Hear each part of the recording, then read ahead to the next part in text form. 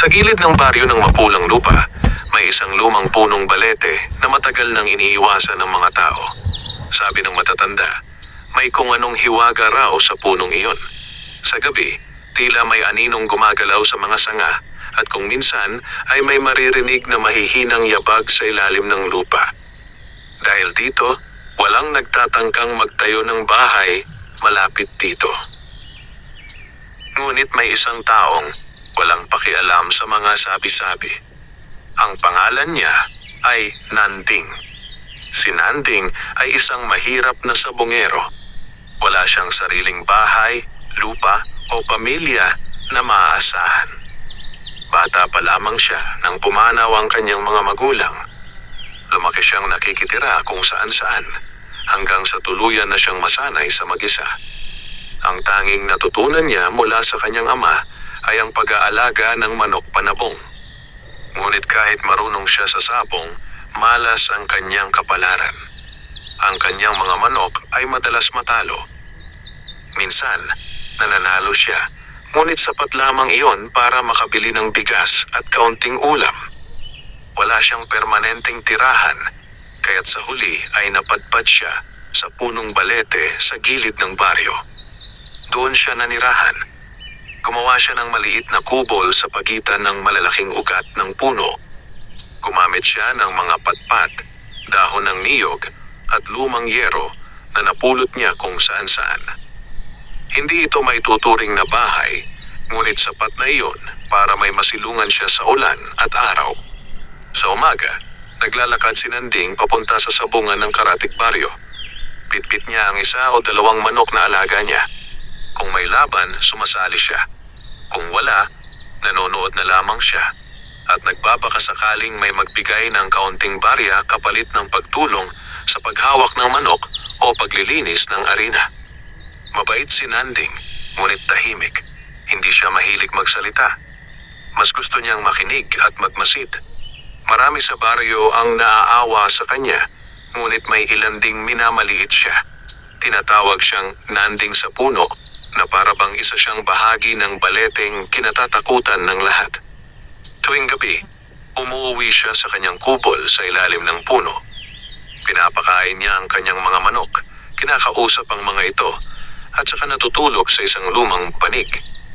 Isang gabi, habang nakahiga siya, napansin niyang tila may kakaibang liwanag sa may bandang ugat ng puno. Mahina lamang ito, parang liwanag ng alitaptap, ngunit hindi nawawala. Umupo siya at pinagmasdan iyon. Una, inisip niyang baka guni-guni lamang dahil sa gutom at pagod. Ngunit habang tumatagal, lalo itong luminaw. Parang may kumikislap sa ilalim ng lupa. Kinabukasan, bumalik siya sa parehong lugar. Wala siyang nakitang liwanag sa umaga, ngunit napansin niyang may bahagi ng lupa na tila mas malambot kaysa sa iba. Dahil wala naman siyang ibang ginagawa, kumuha siya ng patpat at sinimulang hukayin iyon. Hindi niya alam kung bakit niya iyon ginagawa. Marahil ay dahil sa gutom, marahil ay dahil sa pag-asa, o marahil ay dahil sa kakaibang pakiramdam na may nakabaon doon na magbabago sa kanyang buhay. Habang naghuhukay, tumama ang patpat sa isang matigas na bagay. Tumigil siya. Lumuhod siya at hinawi ang lupa gamit ang kanyang mga kamay. Dahan-dahan, may lumitaw na maliit na kahon na tila gawa sa lumang kahoy at bakal. Kinabahan siya. Hindi niya alam kung ano ang laman yon. Maingat niya itong binuksan. Sa loob, kumislap ang maliwanag na dilaw na kulay. Ginto. Napaatras si Nanding. Hindi siya makapaniwala. Hinawakan niya ang isa sa mga piraso at tinitigan sa ilalim ng liwanag ng araw. Totoo nga, hindi ito tansan o laruan. Totoong ginto. Napaupo siya sa lupa. Hindi niya alam ang gagawin. Sa buong buhay niya, hindi pa siya nakakita ng ganito karaming yaman.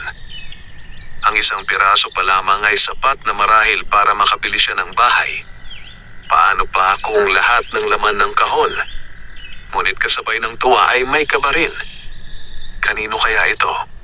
Bakit nakabaon sa ilalim ng puno? May may-ari ba ito?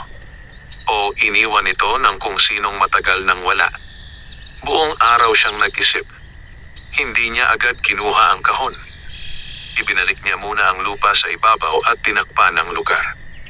Umupo siya sa tabi ng puno at tumingin sa malayo. Kung kukunin niya ang ginto, maaaring magbago ang buhay niya. Maaari siyang yumaman. Maaari siyang magkaroon ng sariling bahay.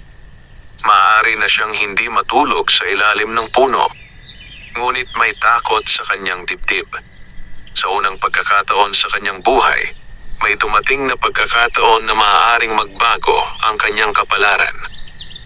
At hindi niya alam kung handa ba siya rito. Habang papalubog ang araw, tumayo si Nanding at tumingin sa punong balete. Kung ito man ay biyaya, bulong niya, gagamitin ko ito ng tama. Hindi niya alam na ang gabing iyon ang simula ng pagbabago sa kanyang buhay. Isang pagbabago na magdadalay sa kanya mula sa kahirapan, patungo sa kayamanan, at sa mga pagsubok na hindi niya kailanman inakala. At sa ilalim ng punong kanyang tinirhan, nagsimula ang kwento ng sabongerong si Nanding, ang lalaking nakakita ng ginto at ang lihim na kasama nito. Sabihin mo lang tuloy para ibigay ko ang kabanata 2 hanggang 10 hanggang mabuo ang buong mahabang kwento. Magdamag na hindi nakatulog si Nanding. Kahit nakahiga siya sa kanyang lumang banig sa ilalim ng punong balete, hindi mapakali ang kanyang isipan. Paulit-ulit niyang iniisip ang kahong nakita niya sa ilalim ng lupa. Totoo ba iyon? O baka panaginip lamang? Bumangon siya bago pa sumikat ang araw. Tahimik ang paligid, tanging huni ng mga ibon at marahang galaw ng mga dahon ang maririnig. Lumapit siya sa bahaging hinukay niya kahapon at maingat na tinanggal ang lupang itinapon niya. Nandoon pa rin ang kahon. Dahan-dahan niya itong hinila palabas. Mas malinaw niyang nakita ang itsura nito sa liwanag ng umaga. Luma na ang kahon, ngunit matibay. May mga kalawang nasa bakal na gilid at may ukit na tila sinaunang simbolo. Hindi niya maunawaan ang kahulugan ng mga ukit, ngunit ramdam niyang matagal na itong nakabaon sa lupa. Muli niya itong binuksan. Kumislap ang mga piraso ng ginto sa loob. Hindi lamang isa o dalawa, marami. Maliliit na ingot at ilang lumang alahas na tila mula pa sa ibang panahon. Napalunok si Nanding. Kahit hindi siya marunong sa halaga ng ginto, alam niyang sapat iyon para baguhin ang kanyang buhay. Ngunit kasabay ng saya ay may takot. Paano kung may nagmamay-ari nito? Paano kung may bumalik at hanapin? Paano kung may kapalit ang pagkuha niya nito? Umupo siya sa lupa at napayuko. Naalala niya ang kanyang ama na palaging nagsasabing, ang biyaya ay may kasamang pagsubok. Kung paano mo tatanggapin, doon ka huhusgahan. Matagal siyang nag-isip. Sa huli, nagpasya siyang kumuha lamang ng isang maliit na piraso. Ibinulsa niya ito at muling tinakpan ang kahon sa ilalim ng lupa. Hindi niya kukunin ang lahat agad. Susubukan muna niyang malaman kung ano ang mangyayari. Pumunta siya sa bayan. Sa palengke, may isang matandang alahero na kilala sa pagbili ng mga lumang metal. Lumapit si Nanding at maingat na inilabas ang maliit na piraso ng ginto. Magkano po kaya ito? Tanong niya. Tiningnan niyon ng alahero. Biglang nag-iba ang kanyang mukha. Kinuha niya ang isang maliit na lente at masusing sinuri ang piraso. Pagkatapos ay tumingin siya kay Nanding. Saan mo nakuha ito? Tanong ng matanda. Kinabahan si Nanding. Napulot ko lang po. Hindi agad nagsalita ang alahero. Pagkatapos ay nagbigay siya ng halaga na halos hindi mapaniwalaan ni Nanding. Mas malaki pa iyon sa kinikita niya sa ilang buwan ng pagsasabong. Tinanggap ni Nanding ang pera, ngunit hindi siya nagsalita ng iba pa. Umalis siya agad sa palengke, dala ang perang nakatupi sa kanyang bulsa. Habang naglalakad pabalik sa punong balete, pakiramdam niya ay may sumusunod sa kanya. Ilang beses siyang lumingon, ngunit wala siyang nakitang tao. Marahil ay guni-guni lamang. Pagdating niya sa kanyang kubol, umupo siya at tinitigan ng pera. Sa unang pagkakataon, may sapat siyang pambili ng maayos na pagkain. Bumili siya ng bigas, isda, at kaunting gulay sa hapon. Kumain siya ng busog, isang bagay na matagal na niyang hindi nararanasan. Ngunit habang lumalalim ang gabi, muling bumalik ang kanyang kaba. May narinig siyang mahinang kaluskos sa paligid ng puno, parang may naglalakad sa tuyong dahon. Tumayo siya at lumabas ng kubol. Madilim ang paligid, walang tao. Baka hayop lang, bulong niya sa sarili. Bumalik siya sa loob at sinubukang matulog. Ngunit sa kalagitnaan ng gabi, nagising siya sa pakiramdam na tila may nakatingin sa kanya. Bumangon siya at sumilip sa labas. Sa may bandang ugat ng puno, tila may aninong nakatayo. Hindi malinaw ang hugis, ngunit naramdaman niyang may presensya roon. Kumabog ang kanyang dibdib. Hindi siya lumapit. Sa halip, naghintay siya. Makalipas ang ilang sandali, nawala ang anino. Tahimik na muli ang paligid. Kinabukasan, napagpasyahan ni Nanding na mag-ingat. Hindi niya kukunin ang lahat ng ginto ng sabay-sabay. Unti-unti niya itong gagamitin. Hindi rin siya magsasabi kanino man. Ang lihim na yon ay mananatili sa kanya at sa punong balete. Lumipas ang ilang araw. Sa bawat pagkuha niya ng maliit na piraso, unti-unti siyang nagkaroon ng mas maayos na buhay. Nakabili siya ng mas magandang manok panabong. Nakabili siya ng bagong damit, ngunit nanatili pa rin siya sa ilalim ng puno. Hindi pa siya handang umalis. May pakiramdam siyang may dahilan kung bakit sa kanya napunta ang ginto. At may pakiramdam din siyang hindi pa tapos ang kwento ng kahon sa ilalim ng lupa. Isang hapon, habang pinapakain niya ang kanyang mga manok, may isang lalaking dumaan sa gilid ng puno. Hindi niya kilala ang lalaki. Nakatingin ito sa paligid, parang may hinahanap. Huminto ito at tumingin kay Nanding. "Matagal ka na bang nakatira dito?" tanong ng lalaki. Tumango si Nanding. "Matagal na po." Tumingin ang lalaki sa punong balete. Parang may naaalala siya. Pagkatapos ay muling tumingin kay Nanding.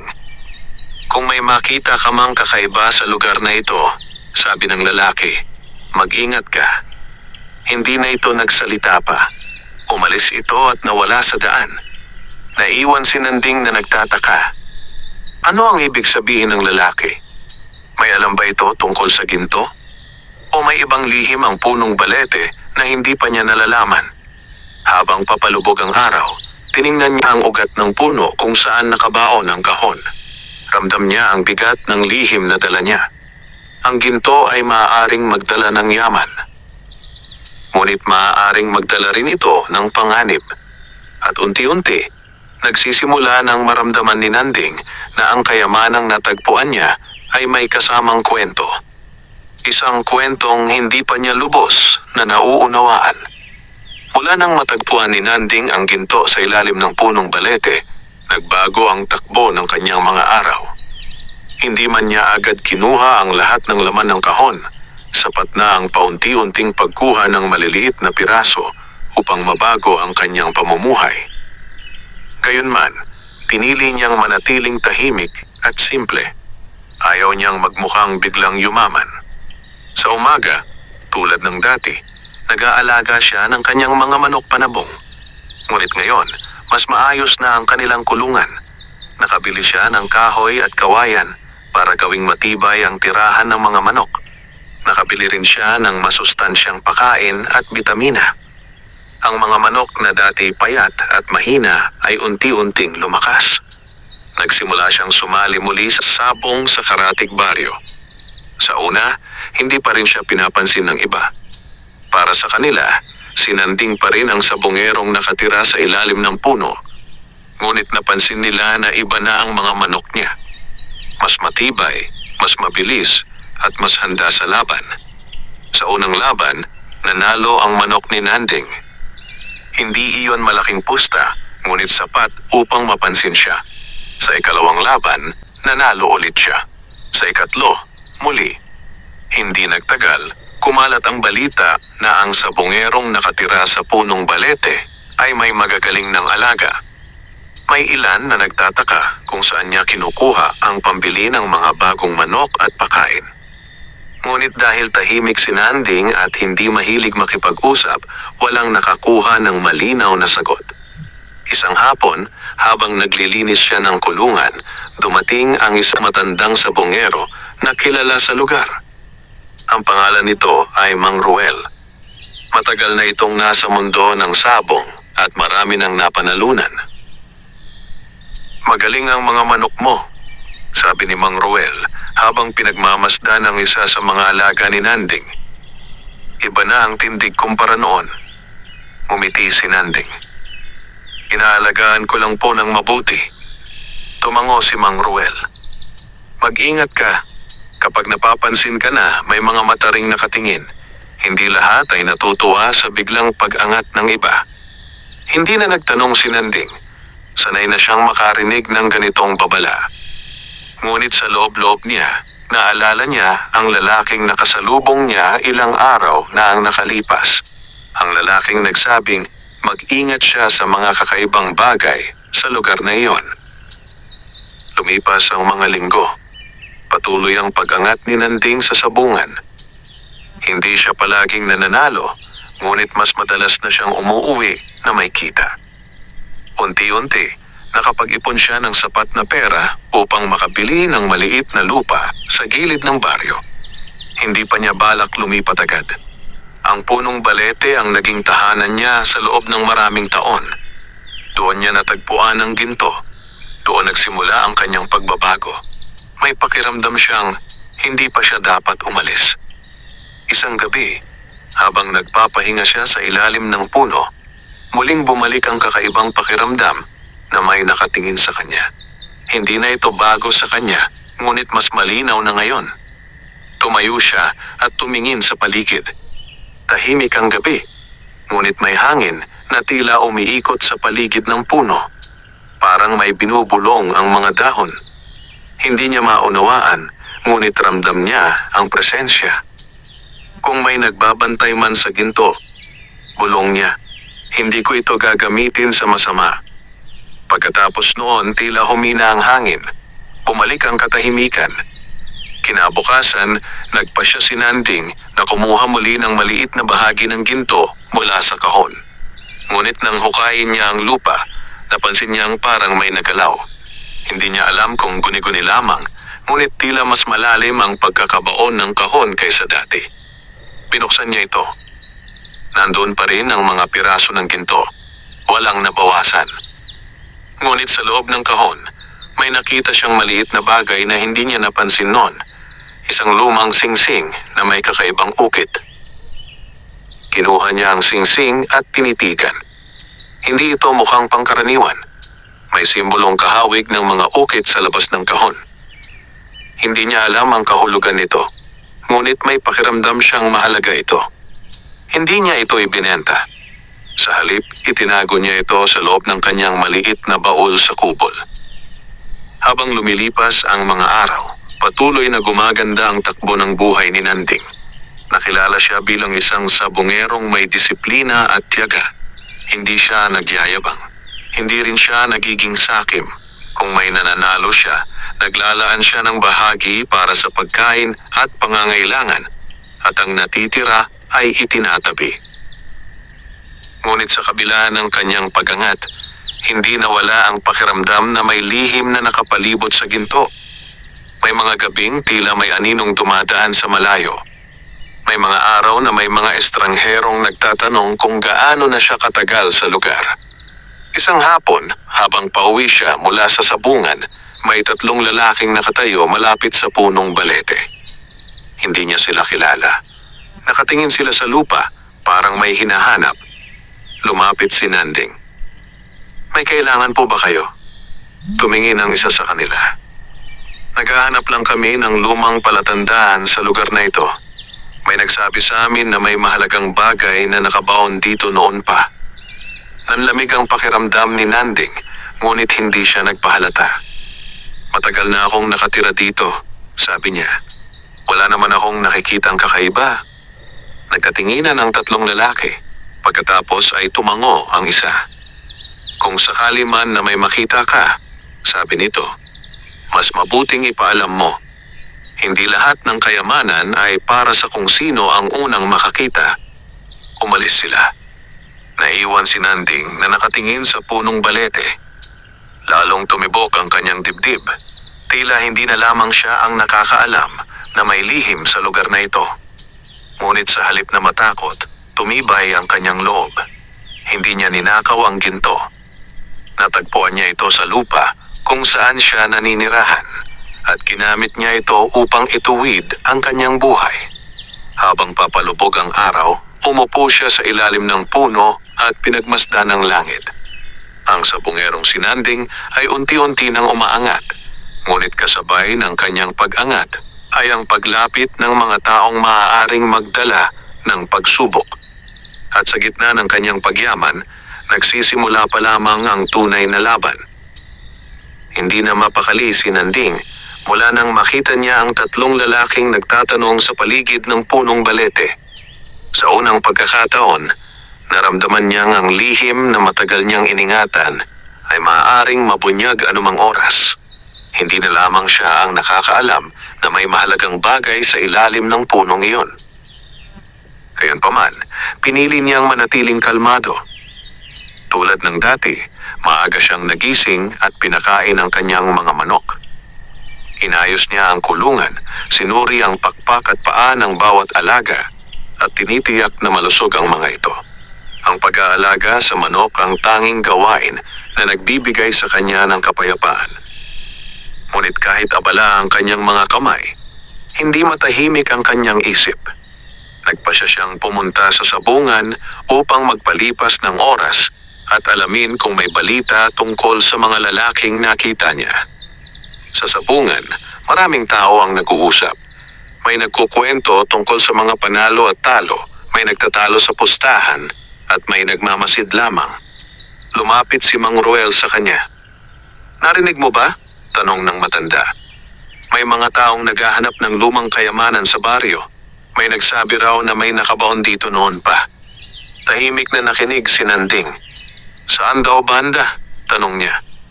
"Sa may gilid ng baryo," sagot ni Mang Ruel. "Malapit sa punong balete." Hindi na nagsalita si Nanding. Tumango lamang siya. Ngunit sa loob niya kumabog ang kanyang dibdib. Hindi niya alam kung hanggang kailan niya maitatago ang lihim. Sa mga sumunod na araw, mas naging maingat siya. Hindi na siya basta-basta kumukuha ng ginto sa kahon. Kung kukuha man siya, sa gabi lamang at maliit na bahagi lang.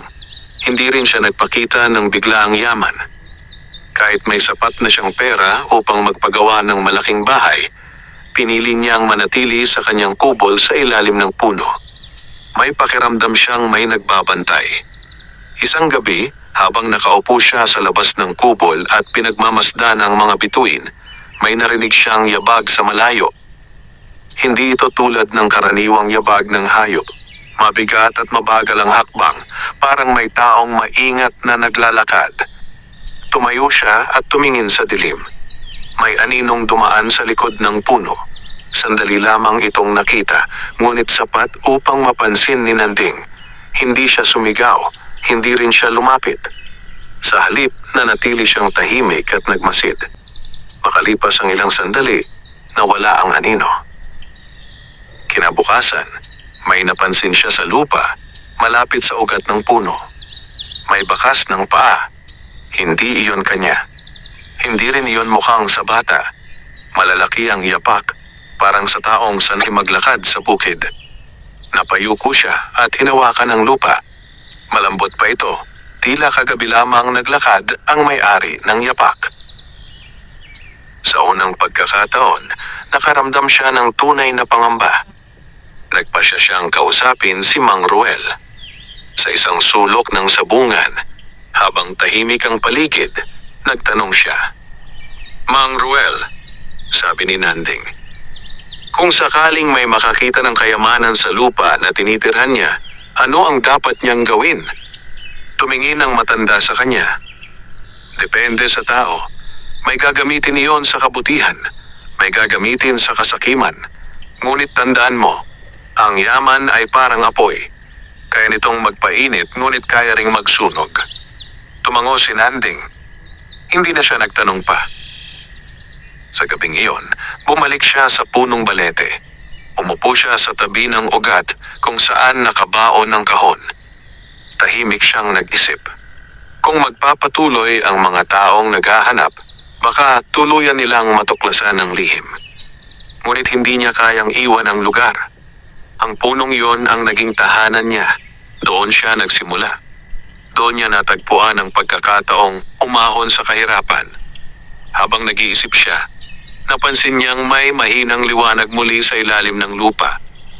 Hindi ito tulad ng dati na bigla na lamang sumilay. Ngayon, tila mas malinaw, mas malapit.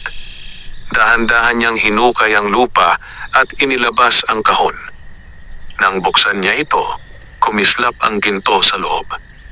Ngunit may napansin siyang kakaiba. Ang lumang singsing na nakita niya noon ay tila mas maliwanag kaysa dati. Kinuha niya ito at inilapit sa liwanag ng buwan. Sa sandaling hinawakan niya ang singsing, tila may malamig na hangin na dumaan sa paligid. Hindi ito malakas, ngunit sapat upang maramdaman niya ang pagbabago. Hindi niya maipaliwanag, ngunit parang may bumubulong sa kanyang isipan. Hindi salita, kundi pakiramdam. Isang paalala na ang yaman ay may kaakibat na pananagutan. Muli niyang ibinalik ang singsing sa kahon at tinakpan ang lupa. Pagkatapos ay umupo siya sa tabi ng puno at nagbantay hanggang sa sumikat ang araw. Sa mga sumunod na araw, lalong dumami ang mga estrangherong dumadaan sa lugar. May ilan na nagtatanong kung sino ang nakatira roon.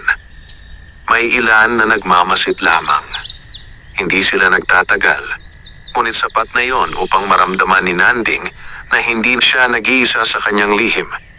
Gayunpaman, sa kabila ng lahat, patuloy ang kanyang pagangat. Mas gumagaling ang kanyang mga manok. Mas dumarami ang kanyang panalo. Mas lumalaki ang kanyang ipon. Ngunit alam niyang ang tunay na laban ay hindi sa sabungan. Ang tunay na laban ay ang pagprotekta sa lihim na maaaring magdala sa kanya ng yaman o magdulot ng kapahamakan. Habang papalubog ang araw sa likod ng punong balete, tumayo si Nanding at tumingin sa malayo. Ramdam niya na ang mga darating na araw ay hindi magiging madali. May mga taong naghahanap, may mga matang nagmamasid, at may lihim sa ilalim ng lupa na patuloy na magpapabago sa kanyang buhay. Sa gitna ng kanyang pagyaman, nagsisimula nang dumating ang unang tunay na pagsubok. Lalong naging tahimik si Nanding sa mga sumunod na araw. Kahit unti-unti siyang umaangat sa sabungan, pinili niyang huwag ipakita ang pagbabago sa kanyang buhay. Nanatili pa rin siya sa kubol sa ilalim ng punong balete. Doon pa rin siya natutulog, doon pa rin siya nagluluto, at doon pa rin niya inaalagaan ang kanyang mga manok. Ngunit ang katahimikan ay hindi na kasing payapa ng dati. May mga pagkakataong nararamdaman niyang may nagmamasid sa kanya mula sa malayo. May mga araw na may mga taong dumadaan sa tabi ng puno na tila may hinahanap. Hindi sila nagtatanong ng direkta, ngunit halata sa kanilang mga mata na may pakay sila. Isang hapon, habang nagpapahinga siya matapos ang isang panalong laban sa sabungan, may dumating na kariton sa harap ng punong balete. Dalawang lalaki ang bumaba. Maayos ang kanilang damit at mukhang hindi taga roon. Lumapit sila kay Nanding. "Ikaw ba ang nakatira dito?" tanong ng isa. "Opo," sagot ni Nanding. Tumingin ang mga lalaki sa paligid, lalo na sa ugat ng puno. Parang may sinusukat sila sa kanilang paningin. "Narinig namin na matagal ka nang nandito," sabi ng isa. "May napapansin ka bang kakaiba sa lugar na ito? May mga lumang bagay o kaya'y mga nakabaon sa lupa?" Kalmado ang mukha ni Nanding. Ngunit sa loob ay bumilis ang tibok ng kanyang puso. Umiling siya. "Wala naman po. Matagal na akong nandito, pero puro lupa at ugat lang ang nakikita ko." Hindi agad umalis ang mga lalaki. Ilang sandali silang nagmasid, saka nagpasalamat at sumakay muli sa kariton. Ngunit bago sila umalis, may sinabi ang isa, "Kung sakaling may makita ka, ipaalam mo sa amin. May mga kayamanang hindi dapat itinatago." Nang mawala na sila sa paningin, napaupo si Nanding sa tabi ng puno.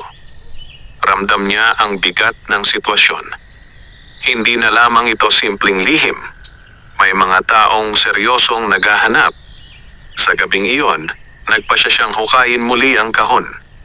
Dahan-dahan niyang inalis ang lupa at inilabas ang kahon ng ginto. Binuksan niya ito at tinitigan ang laman. Kumislap ang mga piraso sa liwanag ng buwan. Kinuha niya ang lumang singsing na nakita niya noon. Ilang sandali niya itong pinagmasdan. Hindi niya alam kung bakit, ngunit pakiramdam niya ay mahalaga ito sa lahat ng laman ng kahon. Kung ito man ay biyaya, bulong niya, kailangan ko itong pangalagaan. Muli niyang ibinalik ang kahon sa lupa. Ngunit bago niya ito tuluyang tinabunan, napansin niyang tila may malalim na bahagi pa ang hukay. Parang may mas malaki pang bagay sa ilalim. Sinubukan niyang hukayin pa, ngunit tumigas ang lupa. Parang may pumipigil. Napahinto siya. Hindi niya itinuloy. Sa halip, tinakpan niya ang lupa at nagpa siya na maghintay. Kinabukasan, nagpunta siya sa sabungan. May laban ang isa sa kanyang pinakamagaling na manok. Maraming nanood at maraming pumusta laban sa kanya. Hindi pa rin sanay ang iba na manalo si Nanding. Ngunit sa laban na iyon, muling nanalo ang manok niya. Mas malaki ang napanalunan niya kaysa dati. May mga taong lumapit at bumati. May ilan ding nagtanong kung saan niya kinukuha ang mga manok niya. Ngumiti lamang siya at nagpasalamat. Sa kabila ng panalo, hindi siya nagdiwang. Umuwi siya agad sa punong balete. Ramdam niyang may mga matang sumusunod sa kanya. Hindi man niya makita, nararamdaman niya. Pagdating niya sa kubol, umupo siya at tinitigan ang kanyang mga manok. "Kailangan nating mag-ingat," sabi niya sa mahina. Hindi lang sa laban sa sabungan, kundi sa mga taong may pakay. Lumipas ang ilang araw na tila payapa. Walang dumating na estranghero, walang nagtanong. Halos akala ni Nanding ay tapos na ang paghahanap. Ngunit isang gabi, nagising siya sa mahinang kaluskos malapit sa ugat ng puno. Dahan-dahan siyang bumangon at sumilip sa labas. Sa dilim, may dalawang aninong nakayuko sa lupa. Parang may hinuhukay. Nanlamig ang kanyang katawan. Hindi siya agad lumapit. Tahimik siyang nagmasid mula sa kubol. Ilang sandali pa, tumayo ang dalawang anino. Parang may napansin sila. Nagkatinginan sila, saka mabilis na umalis sa dilim. Nang makaalis na sila, lumapit si Nanding sa lugar. May bahagyang nahukay sa lupa. Hindi pa naaabot ang kahon, ngunit malapit na. Napaupo siya sa lupa. Alam niyang hindi na siya maaaring maghintay lamang. Kailangan niyang gumawa ng hakbang upang maprotektahan ang natagpuan niya. Sa unang pagkakataon mula nang makita niya ang ginto, nagpa siya si Nanding na ilipat ang kahon. Hindi niya ito maaaring iwan sa parehong lugar habang may mga taong naghahanap. Ngunit hindi iyon madali. Ang kahon ay mabigat at ang lupa sa ilalim ng puno ay matigas. Kailangan niyang magplano ng maayos. Habang papalapit ang madaling araw, nakaupo siya sa tabi ng ugat at nag-iisip. Ang yaman na natagpuan niya ay nagdala sa kanya ng pag-asa at pag-angat. Ngunit ngayon, nagdadala rin ito ng panganib. Ang sabongerong si Nanding ay hindi na lamang nakikipaglaban sa sabungan. Nakikipaglaban na rin siya upang mapanatili ang kanyang lihim, ang kanyang yaman, at ang kanyang bagong buhay. At sa paglipas ng gabi, alam niyang ang mga susunod na araw ang magpapasya kung mananatili siyang may hawak ng kapalaran o kung mawawala sa kanya ang lahat ng kanyang pinaghirapan. Hindi na naghintay si Nanding ng isa pang gabi. Nang sumikat ang araw, nagsimula siyang magplano kung paano niya maililipat ang kahon ng ginto nang hindi napapansin ng iba. Alam niyang may mga taong nagmamasid at anumang maling galaw ay maaaring magdala ng kapahamakan. Nagkunwari siyang abala sa pangkaraniwang gawain.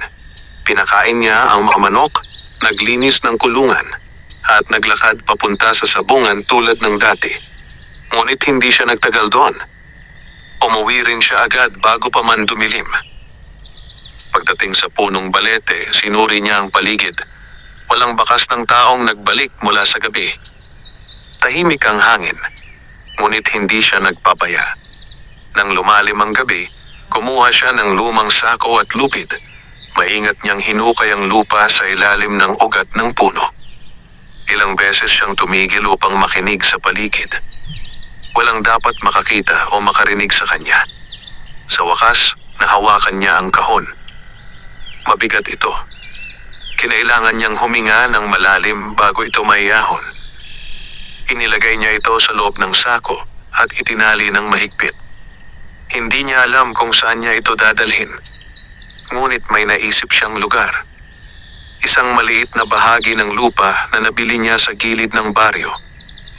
Hindi pa iyon kilala ng marami. Walang masyadong dumadaan. Maaaring doon niya maitago ang kahon. Dahan-dahan siyang naglakad sa dilim. Bitbit niya ang sako sa kanyang likod. Mabigat ang bawat hakbang, ngunit matibay ang kanyang loob. Hindi siya maaaring magkamali. Pagdating sa maliit na lupa, naghukay siya sa ilalim ng isang matandang puno ng mangga. Mas madali ang lupa rito. Hindi gaanong matigas. Ilang oras siyang naghukay hanggang sa sapat na ang lalim. Inilagay niya ang kahon sa loob at tinabunan ng lupa. Pagkatapos ay naglagay siya ng mga tuyong dahon at bato upang magmukhang natural ang paligid. Nang matapos siya, napaupo siya sa lupa. Pagod na pagod siya, ngunit magaan ang pakiramdam. Sa wakas, nailipat niya ang kahon. Mas ligtas na ito ngayon. Bumalik siya sa punong balete bago sumikat ang araw. Wala nang bakas ng hukay sa dating kinalalagyan ng kahon. Sinadya niyang ayusin ang lupa upang magmukhang hindi nagalaw. Sa mga sumunod na araw, nagpatuloy ang kanyang pamumuhay. Sumali siya sa mga laban sa sabungan. Patuloy siyang nanalo at natalo tulad ng dati. Ngunit mas madalas na siyang umuuwi na may kita. May ilan na nagtataka kung bakit hindi pa rin siya umaalis sa ilalim ng puno kahit kaya na niyang magpatayo ng bahay. Ngunit hindi niya pinapansin ang mga tanong. Alam niyang mas mabuting manatiling simple at hindi mapansin. Isang hapon, habang nasa sabungan siya, may lumapit na estranghero. Hindi niya ito kilala. Maayos ang pananamit at seryoso ang mukha. "Ikaw ba si Nanding?" tanong nito. "Opo," sagot niya. "Marami akong naririnig tungkol sa iyo," sabi ng lalaki. "Biglang gumaling ang mga manok mo. Biglang umasenso ang buhay mo. Nakakabilib." Ngumiti si Nanding ng bahagya. "Nagsusumikap lang po." Tinitigan siya ng lalaki. Minsan ang pagsusumikap ay may kasamang swerte, at ang swerte ay may pinanggagalingan. Hindi sumagot si Nanding. Nanatili siyang kalmado. Pagkatapos ng ilang sandali, umalis ang lalaki. Ngunit hindi nawala sa isip ni Nanding ang sinabi nito. Parang may alam ang estranghero o marahil ay naghihinala lamang. Kinagabihan, pumunta siya sa bagong pinagtaguan ng kahon upang tiyakin na ligtas ito. Tahimik ang paligid. Walang bakas ng taong nagpunta roon. Umupo siya sa ilalim ng puno ng mangga at nagbuntong hininga. "Ligtas ka na rito," bulong niya. Habang nakaupo siya, may napansin siyang kakaiba. Ang lumang singsing ay tinago niya sa kahon ay tila mas kumikislap sa dilim. Hindi niya alam kung bakit, ngunit parang may init itong inilalabas.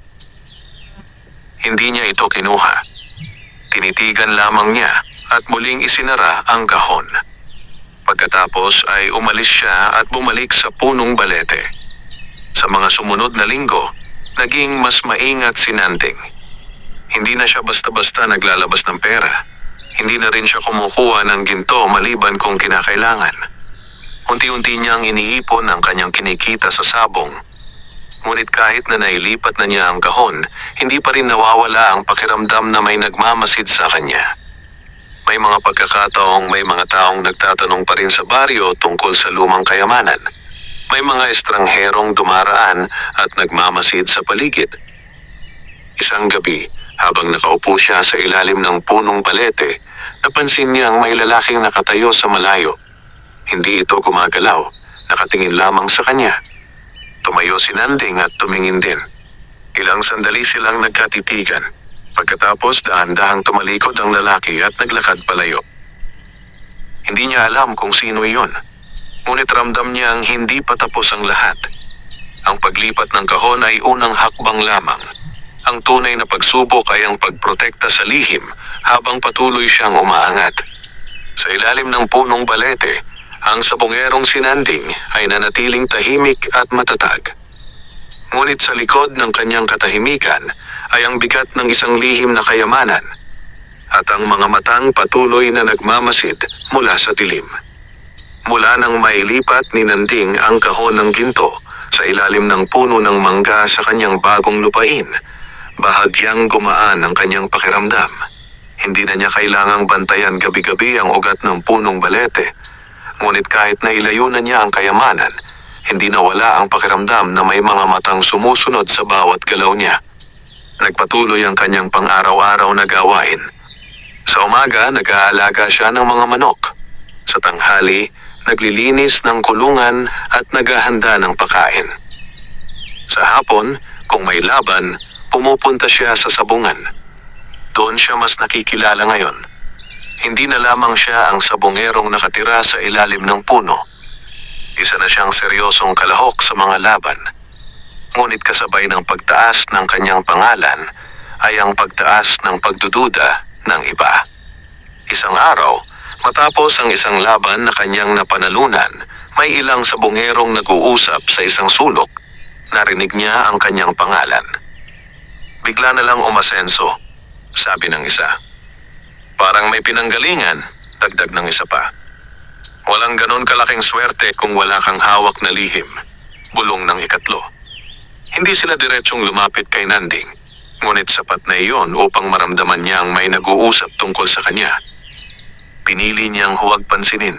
Hindi niya kayang pigilan ang sasabihin ng iba.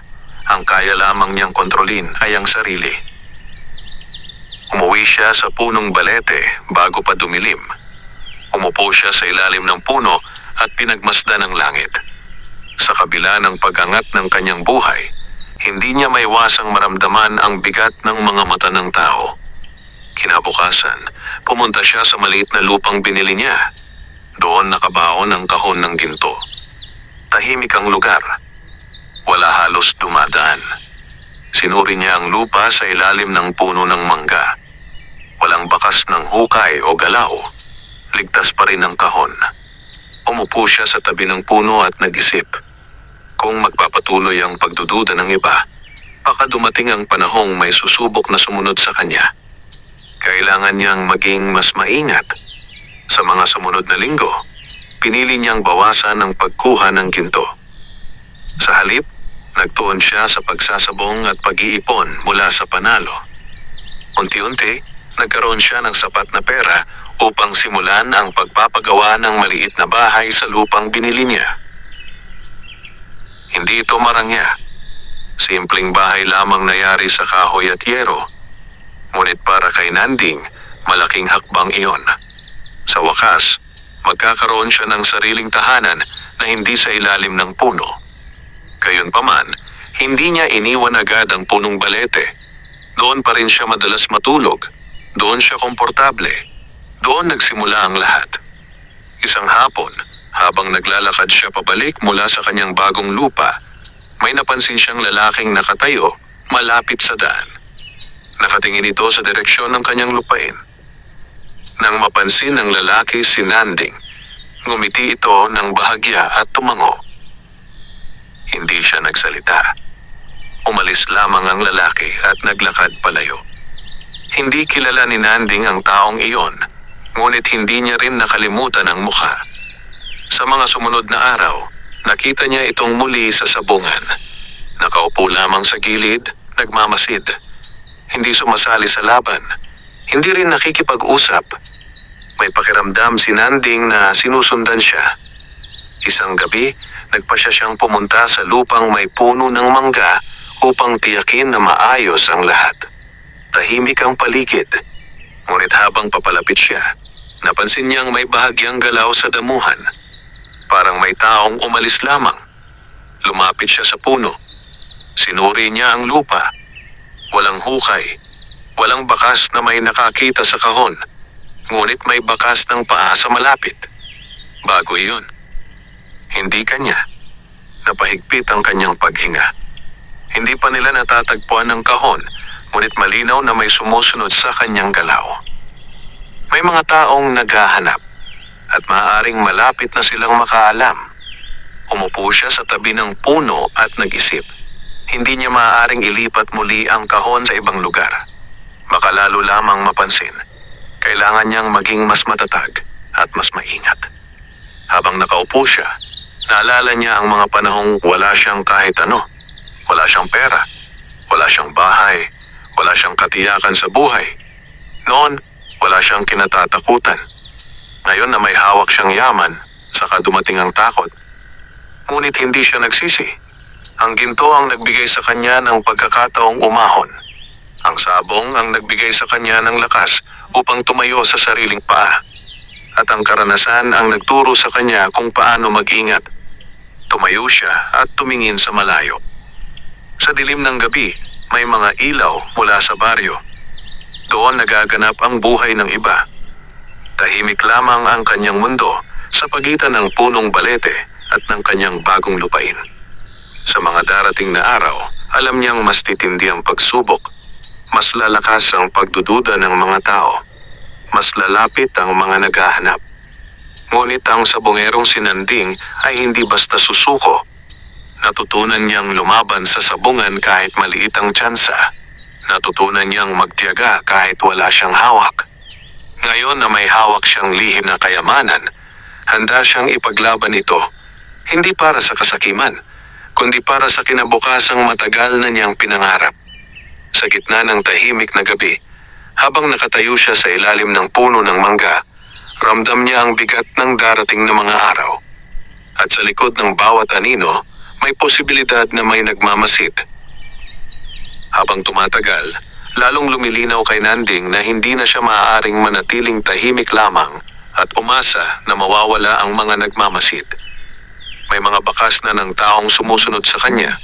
May mga estrangherong paulit-ulit na nakikita sa sabungan at may mga bulong na unti-unting kumakalat sa baryo. Hindi man nila alam ang totoo, sapat na ang hinala upang magdulot ng panganib. Sa kabila nito, pinili pa rin ni Nanding na manatiling mahinahon. Hindi siya nagpakita ng takot. Sa umaga, nag-aalaga siya ng mga manok. Sa hapon, pumupunta sa sabungan. Sa gabi, bumabalik sa punong balete o sa lupang may puno ng mangga upang tiyakin na maayos ang lahat. Isang araw, may malaking laban sa sabungan ng kalapit na bayan. Maraming sabonggero ang dumalo, pati ang mga kilalang mayayaman at veterano sa larangan. Sumali si Nanding dala ang isa sa kanyang pinakamalalakas na manok. Alam niyang hindi madali ang laban, ngunit handa siya. Bago magsimula ang laban, may lumapit sa kanyang lalaking matagal na niyang napapansin. Ang estrangherong palaging nakaupo sa gilid ng sabungan. Ngayon ay direkta itong tumayo sa harap niya. "Matagal na kitang pinagmamasdan," sabi ng lalaki. "Hindi ka tulad ng ibang sabongero. Tahimik ka, ngunit biglang gumaling ang buhay mo." Hindi agad sumagot si Nanding. Pinili niyang makinig. "May hinahanap kami," patuloy ng lalaki. "Isang lumang kayamanan na matagal nang nawawala. May mga nagsasabing malapit ito sa lugar na tinitirhan mo." Huminga ng malalim si Nanding. "Matagal na akong nakatira sa ilalim ng punong balete," sagot niya. "Wala naman akong nakitang ganoon." Tinitigan siya ng lalaki, parang sinusukat ang bawat salita. Pagkatapos ay bahagyang ngumiti. "Kung sakaling may makita ka," sabi nito, mas mabuting maging tapat ka. May mga bagay na nagdudulot ng gulo kapag itinago. Umalis ang lalaki bago pa makasagot si Nanding. Nang magsimula ang laban, pinilit ni Nanding na ituon ang isip sa sabungan. Kailangan niyang manalo. Hindi lamang para sa pera, kundi para mapanatili ang imahe niyang isang simpleng sabungero. Kung magpapatuloy ang panalo niya sa patas na laban, hindi agad maghihinala ang iba. Matindi ang laban. Parehong malakas ang mga manok. Ngunit sa huli, nanalo ang manok ni Nanding. Maraming nagpalakpakan. May ilan ding napangiti sa kanyang tagumpay. Ngunit sa likod ng palakpak, naramdaman niya ang mga matang patuloy na nagmamasid. Umuwi siya ng gabi na. Hindi siya dumaan sa punong balete. Sa halip, dumiretso siya sa lupang may puno ng mangga. Sinuri niya ang lupa. Maayos pa rin. Walang bakas ng hukay. Ngunit hindi siya nagtagal. Bumalik din siya sa punong balete upang magpahinga. Habang nakaupo siya sa ilalim ng puno, napansin niyang tila mas mabigat ang hangin. Parang may presensyang hindi niya makita. Hindi ito takot, kundi paalala na hindi na siya nag-iisa sa lihim na iyon. Sa mga sumunod na araw, nagpasya siyang gumawa ng hakbang. Hindi niya maaaring hayaan na manatiling walang katiyakan ng lahat. Kung patuloy ang paghahanap ng iba, baka dumating ang panahong may makadiskubre ng kahon. Nagpasya siyang unti-unting gamitin ang ginto sa mas maayos na paraan. Hindi para sa luho, kundi para sa mas matibay na kabuhayan. Naghahanap siya ng maliit na pwesto sa bayan kung saan maaari siyang mag-alaga at magbenta ng mga manok. Hindi marangya, ngunit sapat upang magkaroon siya ng lehitimong pinagkakakitaan. Sa paglipas ng mga linggo, unti-unting nakilala si Nanding hindi lamang bilang sabungero, kundi bilang taong marunong magpalago ng alaga. May mga batang sabungero na lumalapit upang humingi ng payo. May mga magsasakang nagtatanong kung paano palakasin ang kanilang mga manok. Unti-unti, nagkaroon siya ng puwang sa komunidad. Ngunit kahit may bagong simula, hindi pa rin nawawala ang mga anino. May mga gabing may dumadaan sa malayo. May mga araw na may nagtatanong tungkol sa lumang kayamanan. Hindi sila humihinto, ngunit hindi rin sila lumalapit ng tuluyan.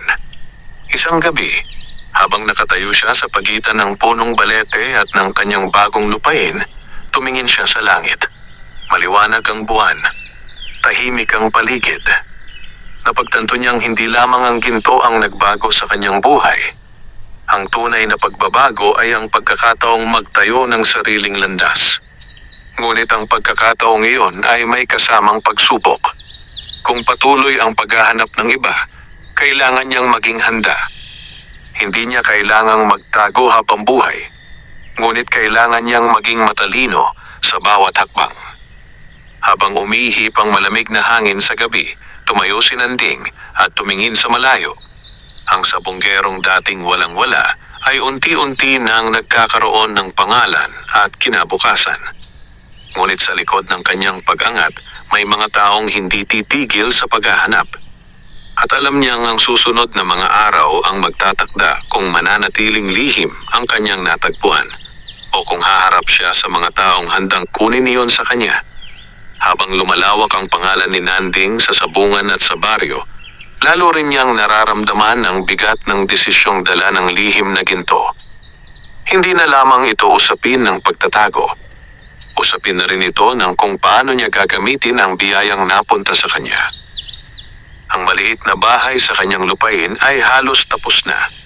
Simple lamang ito, yari sa kahoy at may bubong na yero, ngunit matibay at sapat para sa isang taong matagal nang natutulog sa ilalim ng puno. Gayunman, hindi pa rin niya tuluyang nililipatan. Madalas pa rin siyang bumabalik sa punong balete, lalo na sa gabi. Parang may bahagi ng kanyang sarili ang nananatiling nakaugnay sa punong iyon. Sa mga sumunod na linggo, mas naging abala siya. Dumarami ang lumalapit sa kanya upang bumili ng sisiw o humingi ng payo sa pag-aalaga ng manok. Unti-unti, nagkaroon siya ng maayos na kabuhayan. Hindi na siya umaasa lamang sa swerte ng laban.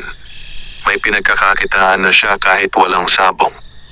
Ngunit kasabay ng pagbuti ng kanyang buhay ay ang patuloy na paglapit ng mga taong may ibang pakay. Isang hapon, habang nasa sabungan siya, muling lumapit ang estrangherong matagal na niyang napapansin.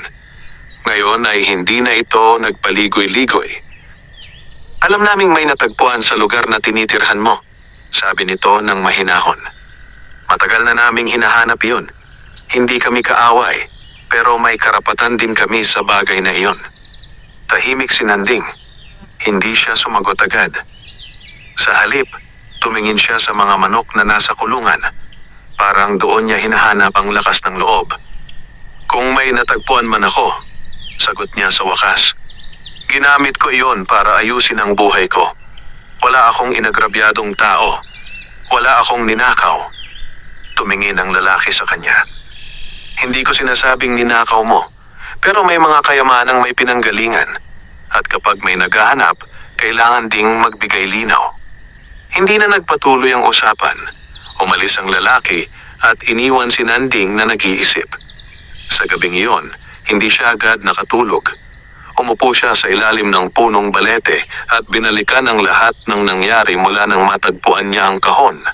Ang ginto ang nagbigay sa kanya ng pagkakataon. Ngunit ngayon, tila sinusubok siya nito. Kinuha niya ang isang maliit na lampara at naglakad papunta sa lupang may puno ng mangga. Tahimik ang paligid. Hinukay niya ang lupa at inilabas ang kahon. Binuksan niya ito at tinitigan ang laman. Nandoon pa rin ang karamihan ng ginto. Nandoon pa rin ang lumang singsing. Kinuha niya ang singsing at hinawakan. Sa sandaling iyon, parang may bigat na dumaan sa kanyang dibdib. Hindi takot, kundi responsibilidad. Napagtanto niyang hindi niya kailangang itago ang lahat habang buhay. Ngunit hindi rin niya maaaring ipamigay ng basta-basta. May tamang paraan. Isinara niya ang kahon at muling tinabunan ang lupa. Pagkatapos ay umupo siya sa ilalim ng puno ng mangga at nag-isip hanggang sa magbukang liwayway. Kinabukasan, nagpunta siya sa baryo at nakipag-usap sa ilang matatanda roon. Nagtanong siya tungkol sa kasaysayan ng lugar. Kung may lumang kwento ba tungkol sa nakatagong kayamanan. May ilan na nagsabing may mga panahon noon na may mga taong nagbaon ng yaman sa panahon ng kaguluhan. Ngunit walang malinaw na tala kung kanino iyon. Sa mga sumunod na araw, nagpasya si Nanding na gumawa ng hakbang na magpapagaan sa kanyang konsensya. Hindi niya ipapaalam agad ang lahat, ngunit gagamitin niya ang bahagi ng yaman upang makatulong sa baryo. Nagambag siya sa pagpapagawa ng maliit na bubong sa waiting shed. Nagbigay siya ng pakain sa ilang pamilyang nangangailangan. Hindi niya sinabi kung saan galing ang pera, ngunit alam niyang ito ang tamang gawin. Unti-unting nagbago ang tingin ng mga tao sa kanya. Hindi na lamang siya sabongero. Isa na siyang taong tumutulong. Kahit may ilan pa ring nagdududa, mas marami ang nakakita ng kabutihan sa kanyang ginagawa. Isang gabi, muling lumapit ang estrangherong lalaki. Ngunit iba na ang tono nito. "Narinig ko ang mga ginagawa mo," sabi nito. "Kung anuman ang natagpuan mo, malinaw na hindi mo ginagamit sa masama." Tumingin si Nanding sa kanya. "Hindi ko balak manakit o mangagaw. Gusto ko lang mabuhay ng maayos." Tumango ang lalaki. Minsan, ang tunay na halaga ng kayamanan ay kung paano ito ginagamit. Hindi lahat ng naghahanap ay may masamang balak, pero hindi rin lahat ay mapagkakatiwalaan. Pagkatapos ay umalis ito. Naiwan si Nanding na nakatingin sa malayo. Sa unang pagkakataon, naramdaman niyang maaaring hindi na siya hinahabol ng panganib tulad ng dati. Maaaring may mga taong naghahanap pa rin, ngunit hindi na kasing tindi ng una. Sa ilalim ng punong balete, napagtanto niya ang isang mahalagang bagay. Ang ginto ay hindi lamang para sa sarili. Ito ay pagsubok kung paano siya pipili. At pinili niyang gamitin ang biyaya hindi lamang para yumaman, kundi para magtayo ng buhay na may saysay. Sa paglipas ng gabi, habang tahimik ang paligid, alam niyang malapit na ang sandali kung kailan tuluyan na niyang haharapin ang bagong yugto ng kanyang buhay. Dumating ang umaga na matagal nang hinihintay ni Nanding, kahit hindi niya alam kung kailan ito darating. Matapos ang mahabang panahon ng pagtatago, pag-iingat at pag-iisip, naramdaman niyang unti-unti nang humuhupa ang mga anino ng pagdududa sa paligid niya. Hindi tuluyang nawala ang mga taong naghahanap, ngunit hindi na rin ganoon kabigat ang kanilang presensya. Ang maliit na bahay sa kanyang lupain ay tuluyan nang natapos. May simpleng bakod, may malinis na bakuran, at may kulungan ng mga manok sa likod. Hindi ito malaki, ngunit para kay Nanding, ito ang unang tahanang masasabi niyang kanya. Isang umaga, nagpasya siyang tuluyan nang lumipat mula sa punong balete patungo sa kanyang bagong bahay. Dala niya ang ilang gamit, lumang banig, maliit na baul, at mga gamit sa pagluluto. Tahimik siyang naglakad mula sa puno patungo sa bahay. Bago siya umalis, sandali siyang tumigil sa ilalim ng balete. Doon nagsimula ang lahat. Doon niya naranasan ang gutom, pagod at pag-asa. Doon din niya natagpuan ang ginto na nagbago sa kanyang kapalaran. Maraming salamat, bulong niya sa puno na para bang may nakikinig. Pagkatapos ay tumalikod siya at naglakad papunta sa bagong yugto ng kanyang buhay. Sa mga sumunod na araw, naging mas maayos ang kanyang pamumuhay. Mas dumami ang kanyang alagang manok. Mas naging maayos ang kanyang kita. May mga kabataang lumalapit upang matuto sa kanya. May mga kapitbahay na bumabati at dumadalaw. Unti-unti, naging bahagi siya ng komunidad hindi bilang misteryosong sabongero, kundi bilang taong nagsumikap at nagtagumpay. Hindi niya kinuha ang lahat ang kanyang kabuhayan at tumulong sa iba kung kinakailangan. Sa paglipas ng panahon, mas naging malinaw sa kanya ang halaga ng natagpuan niya. Ang ginto ay hindi lamang kayamanan. Isa itong pagsubok kung paano niya pipiliin ang landas ng kanyang buhay. Maaari niya sana itong ubusin at magpakasaya. Ngunit pinili niyang gamitin ito bilang pundasyon ng mas matibay na kinabukasan. Isang hapon habang nakaupo siya sa harap ng kanyang bahay at pinagmamasdan ang mga manok na naglalakad sa bakuran, may lumapit na matandang sabongero. Si Mang Ruel iyon. Malayo na ang narating mo, sabi ng matanda. Naalala ko pa noong sa ilalim ka lang ng puno natutulog. Umiti si Nanding. Malayo nga po, pero hindi ko nakakalimutan kung saan ako nagsimula. Tumango si Mang Ruel. Mabuti iyon. Kapag alam mo kung saan ka nagmula, mas madali mong malalaman kung saan ka patutungo. Tahimik silang naupo sandali. Pinagmasdan ang araw na papalubog sa likod ng mga bundok. Sa gabing iyon, naglakad si Nanding papunta sa lupang may puno ng mangga. Sinuri niya ang lupa kung saan nakabaon ang kahon. Maayos pa rin. Ligtas pa rin. Ngunit hindi na niya ito binuksan. Hindi na niya kailangan. Alam niyang naroon lamang iyon kung sakaling kailanganin sa hinaharap. Umupo siya sa ilalim ng puno at tumingin sa langit. Maliwanag ang mga bituin. Tahimik ang hangin. Sa wakas, nakaramdam siya ng kapayapaan. Ang sabongerong si Nanding, na minsang nakatira sa ilalim ng puno, ay may sariling bahay na ngayon. May maayos na kabuhayan at may lugar sa komunidad. Hindi man perpekto ang kanyang buhay, sapat na ito.